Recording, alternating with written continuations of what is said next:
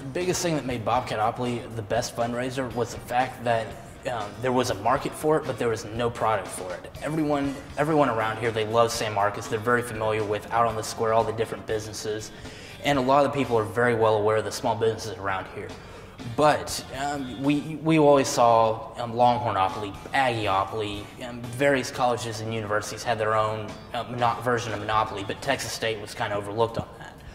So because of that, we took it upon ourselves to create our own version of Monopoly.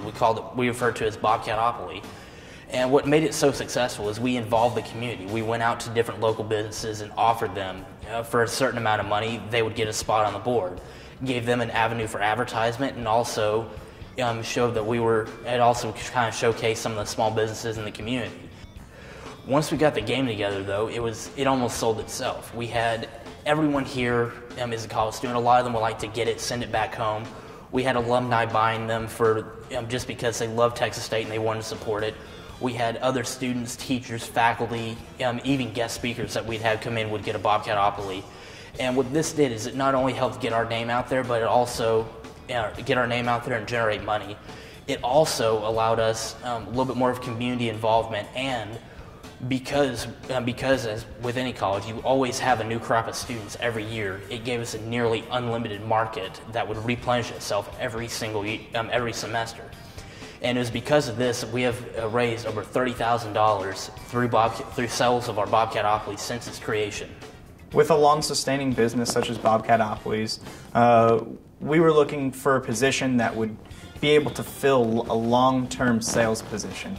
So in 2012, we created the VP of Fundraising, which focused on Bobcatopoly. As with anything, I believe that people respond with incentives. Some of the incentives that we provided our members and fellow officers was to sell the Bobcatopoly for a price that they felt was reasonable. And if they sold it, for instance, if we wanted $25 for our Bobcatopoly and they sold it for $30, they would get to keep that extra $5. In addition to raising over $30,000, Bobcatopoly has also benefited CEO by getting our name out there, and people were familiar. They knew CEO. They're the ones that do the Bobcatopoly. Just like same thing as with our other business, the iHeart SMTs. We took advantage of the love of San Marcos that the students have here, and created a T-shirt out of it. It's been one of our best sellers, and it's continued to raise us money. But Bobcatopoly also went on to not only gain our name out throughout the college, but also within the community.